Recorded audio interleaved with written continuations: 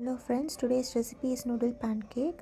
Grease oil in a pan, add one medium sized onion, one tomato, salt as needed, then add red chili powder, coriander powder, garam masala powder. Once it is cooked, add 2 cups of water, allow it to boil, then add 2 noodles. Make the ingredients to cook well. Now whisk 3 to 4 eggs. Once the ingredients are cooked, spread the egg eventually in all areas. Cover it to cook well.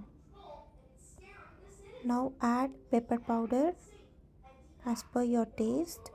Add grated cheese to your taste and allow it to cook. Cheese pancake is ready. Thanks for watching.